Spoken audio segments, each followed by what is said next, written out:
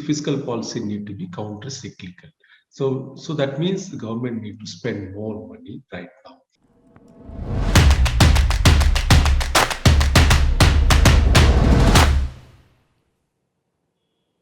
If you have to borrow for capital expenditure, borrow to create productive assets. Do not borrow to finance your day-to-day consumption needs. That was the original mandate of FRBM, but having left the having focused only on fiscal deficit tends to undermine that original mandate of FRBM. Yes. Now, I also wanted to ask you to explain the whole point of a multiplier, because it's a complicated concept, and people should also understand what happens when the government invests 100 rupees either on the revenue account to maybe pay salaries, as against maybe 100 rupees towards making a bridge. What are the returns to the society or the economy? So now that the why is this FRBM become very important? I'll tell you. Intrinsically, what I just explained to you, intrinsically what's happening is the return on these expenditures differ from each other. Okay. Now, as I told you, the consumption expenditure is only for it will only increase the debt burden in the future, and the intrinsically what it means is the multiplier impact.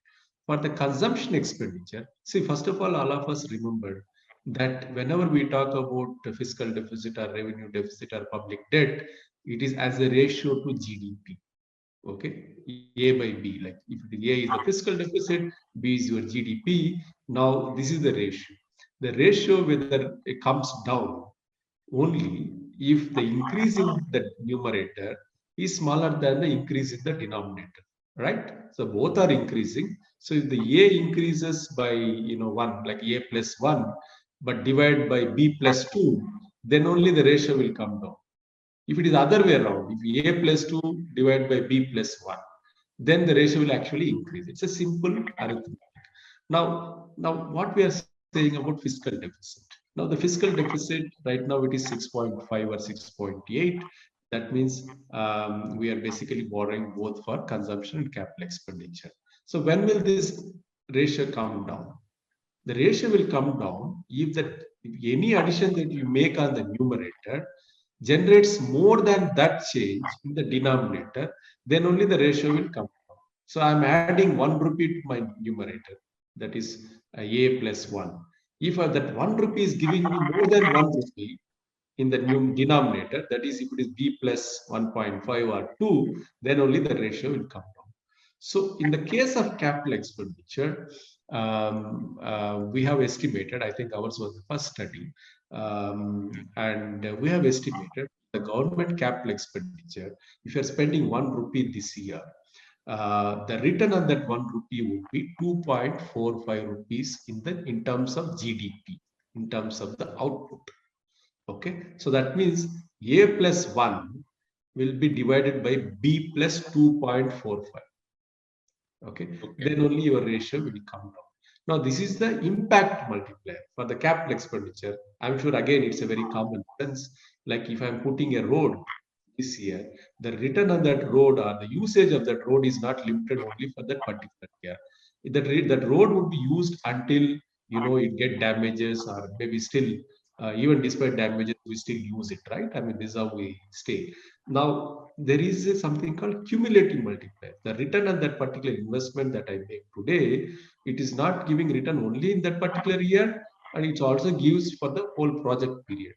Okay, we have estimated on an average the overall government investment or the capital expenditure that we have, there is a positive return on that investment for next 7 years. It could be more, it could be less depending on the projects, but on an average, that the return on the public investment spreads over 7 years. So if you keep adding the return on each year, then you will see that the return on 1 rupee that I am spending today on the capital expenditure will generate something like 4.8 rupees over a period of 7 years. That is the cumulative multiplier. Okay, so that is the reason why we say that capital expenditure has better returns, and now that's only you need to borrow. Now, on the other hand, consumption expenditure, in fact, there is a study by, I mean, again, the same study that I said, and there is also a study by RBI later that says the return on the consumption expenditure is actually less than one. You know, in fact, the RBI study says somewhere close to 54 paise. If I'm spending 1 rupee on consumption expenditure, the contribution to output is just 54 paise, and there is no cumulative expenditure because next year it doesn't have any. Our studies say it will be somewhere close to 98 paise. That means it's still less than 1 rupee.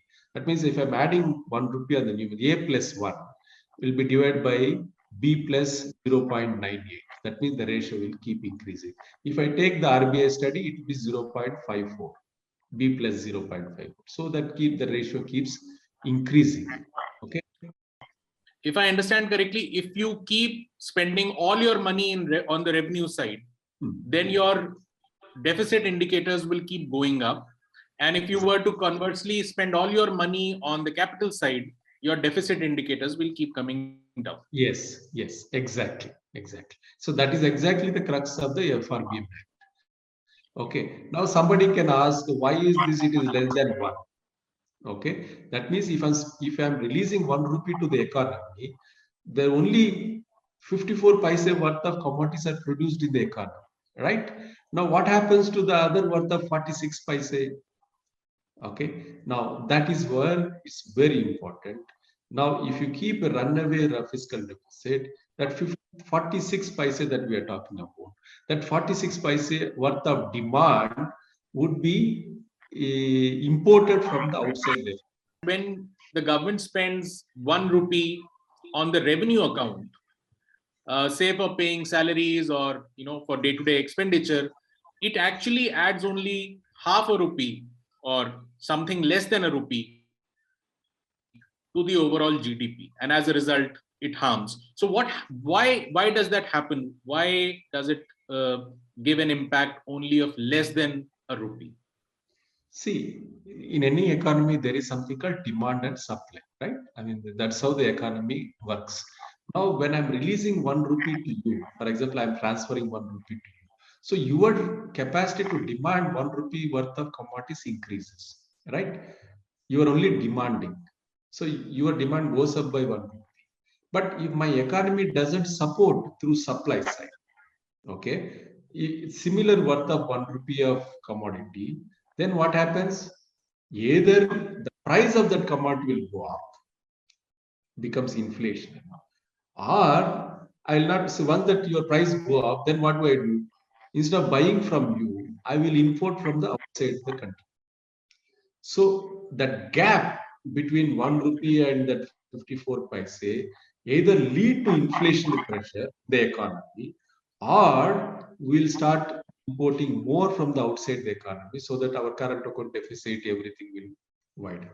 Fantastic. So this is very important for readers to understand why do we come budget time, and we don't do that right through the year, but we should be looking at deficits and what kind of deficits we create, and what's happening to the impact of the economy. So that right through the year, if you keep spending on revenue account and come budget day, say you want to retain your, curtail your expenditure and then cut down on your capital expenditure, then that hurts the economy in the long run. So I just want, yeah, sure.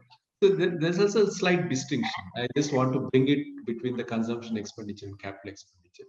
Imagine now the government decides that we'll release more resources to the people, like the way they have done Pradhan Mantri Kisan Samman Nidhi. They transferred 6,000 rupees. When that happens, the impact of that consumption expenditure is immediate.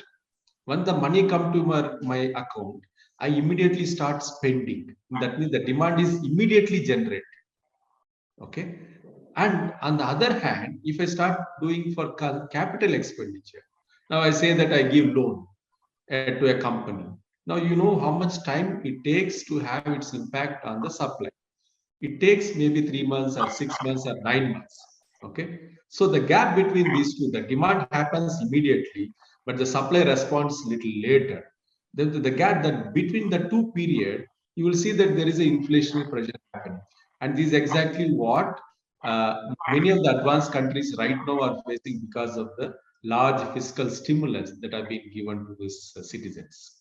We talk about certain percentages which are held sacrosanct. 3% of fiscal deficit should be 3% of GDP, and revenue deficit 0%, and these numbers. So where do these numbers come from? Because every year we obsess about them, but say last year or last to last year, these numbers went for a toss and went to 9% or now 6% or whatever.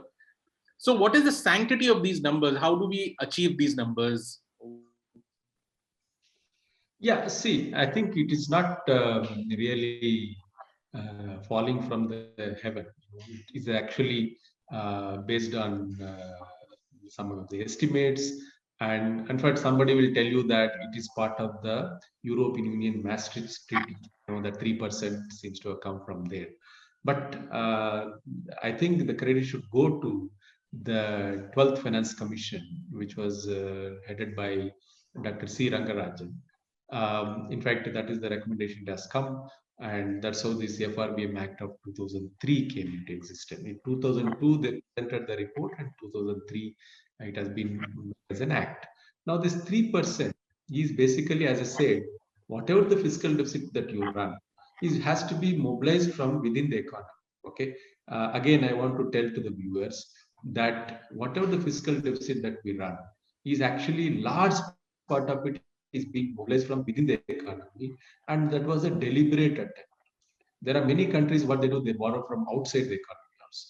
But I mean, that has its own risk, and that is one of the reasons why we don't go to that borrowing from the external environment. So we basically borrow from within the country.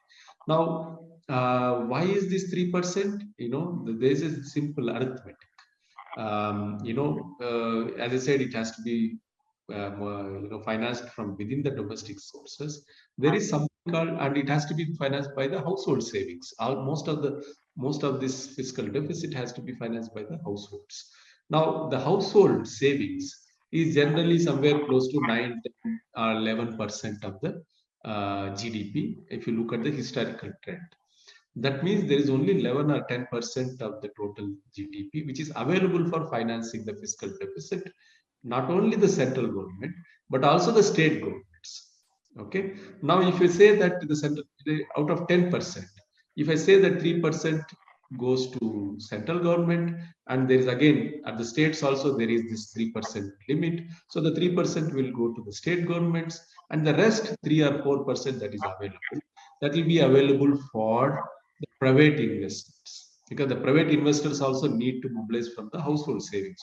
All the time, just imagine the investments, the total investment that we do in the economy has to be financed by the domestic savings. Okay, so that is the limit. So the 3 to 4% is the investments, household savings, that is left for the private sector to mobilize and do the investment activity. Now, if there's any divergence in these numbers, for example, now we are running a fiscal deficit of 9%. Now, if you look at the state government, they are also running a fiscal deficit of somewhere close to 4%. Sorry. So the totally comes to 13 to 14% is the fiscal deficit in the country. Now, where is the savings to really finance that? And where is the resources available for the private investment? So that's what I'm saying. So anything above 3% or 4% or 5%, it actually reduces the resources for the private investment. Now, in that context, what happens then? Because again, even in that market, there is a demand and supply. Now, there is a demand for household savings, more household savings to be financing the fiscal deficit, and there is also demand from the private sector. Given the savings, there is no other option other than seeing that interest rates going up. I hope the readers, viewers have understood what is the whole concept of fiscal deficit, and why, even more than fiscal deficit, it's the revenue deficit that the government should be targeting, and how it hurts how the government spends money hurts or helps the economy. Last point on this show, we want to just talk about the recovery process, because that's at the heart of it. Professor Bhanumurthy talked about the counter cyclicality of fiscal policy. Fiscal policy is essentially about what the government spends. And so government expenditures being counter-cyclical, either to help the economy or save it from getting overheated. Just want to understand, how do you see the recovery process? How robust is it? And as a result, uh, the amount of counter cyclicality, how much would you think that the government should spend or focus on spending um, in this year's budget? See, I think the latest reading on the Indian economy that said 9.2%. As I said in the beginning, there could be downside pressure on that number. There could be upside factors. So overall, I am expecting that the GDP would be somewhere close to 9%. I think it's almost like a given kind of stuff. So I think what is more important for us right now, even for the budget for that matter, is what is the next year's GDP growth, right? And my own expectation is that we'll be somewhere close to 6.5 to 7%, for a simple reason. If you look at the advanced estimate data, it clearly says that the total investment that happened in this current year, I mean, that's again an estimate, is somewhere close to 36% of the GDP. Okay, and if you the 36% of the GDP is something which is somewhere very close to the period that we experienced during that high growth period between 2003 and 2008. So I think our investment rate is going back to the high growth period, and if this year's investment will have a impact, as I just explained to you in the beginning, it will have a positive impact on the growth in the next year and also next to next year. So 36% investment rate should actually translate to 7% easily, in my view, in the next year. And there are a little bit of concern, of course. I mean, there are many people who argued that the recovery is not even. In a sense, there are some sectors doing well, there are some sectors not really doing well. Now, if you look at the commodity producing sectors in the GDP, there is a commodity producing sector, there is a service sector, which is not producing commodities, right? There's agriculture and the industry are called commodity producing sectors, and they are very labor intensive. On the other hand, the service sector, which is less labor intensive, in a sense that you don't need that many number of people to produce the same level of output in the service sector. So we are seeing there is a robust recovery in the agriculture sector and also in the industrial sector. Okay, of course, construction is somewhere in between, but if you look at the recent data, I think even the real estate and the construction industry is also really picking up. Only the contact intensive sectors like trade, hotels, restaurants, and tourism. These are the sectors which are taking a hit because of the third wave. But the way it's happening right now, I think it is not going to be as severe as what we have seen in the second wave. So I'm only hoping that the recovery will also happen in the service sector. And added to that, the world economy is also doing very well, and there is a lot of demand for the Indian goods. So I think overall, I'm hoping that the recovery is going to be much faster next year. Just one question on this. One data point was the private final consumption expenditure, which has been weak. And I just want to understand that basically means that people are not spending as much. The latest print showed that that level of what people spend is still slightly below the 2019-20 level. So is that a matter of concern? And if it is a matter of concern, or if that is an area that the budget might want to target, then does that mean you'd spend more on revenue and less on capital? No, I don't. It's a mixed kind of thing. One thing is the private final consumption expenditure heavily depends on the salaries and incomes, right? And as and when the economy recovers much faster, then you will see that jobs coming back, and then you will see that the incomes are going up, and then private final consumption expenditure also will go up. Unlike other indicators, in our view, the employment is a lagging indicator. we keep saying about leading indicators and all those things. In the employment is more of a lagging indicator. It will show up after the GDP happening. Okay, so the rest of the indicators are leading indicators. Okay, so if the recovery becomes robust, you should expect a much better employment opportunities, and then you will also see better PFC, the private final consumption expenditure. So the private final consumption expenditure, in my view, a decline seems to be happening on the top. Okay, especially that discretionary consumption must have been postponed. Okay, now because of this contact intensive sectors, it has its own risk in terms of travel. I mean, the people who actually fly, in fact, they are reduced, right? The people who go for tourism and the top end consumption expenditure seems to have been postponed, in my view, rather than reduced. So I think the top end consumption, and that there are big ticket consumptions, right? And these are the thing that has got postponed. And I think as and when this Omicron becomes mild and all those things, you will see a sudden revival. And in fact, there is a feedback impact of PFCE on the service sector. So they both will go together maybe from the next quarter onwards. A lot of people keep asking, why can't the government just simply print more money and solve all its problems? Government is the only one printing that money. It's a sovereign. Why can't it simply solve its problems of money or resources by simply printing more? Can you explain that? That's a So the assumption that government is not printing money, additional money, is also not correct. Okay, so if you look at the reserve money data, it keeps increasing. That means the government still continues to print, but doesn't mean that the government is continues to print as much fiscal deficit that there are. No. So I think there is. It's the way we talk about vegetable market and fruit market. There's also money market.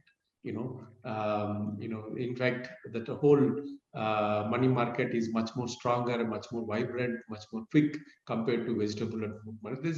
That interaction takes on a regular basis. So I think the decision to print money should be kept left to the central bank. And as I just gave you an example, now if you are printing 1 rupee worth of money, it's very important for you to produce 1 rupee worth of commodities also. Otherwise, I told you, it becomes inflation. Now the inflation is much bigger evil than just giving you 1 rupee worth of 1 rupee note to your pocket.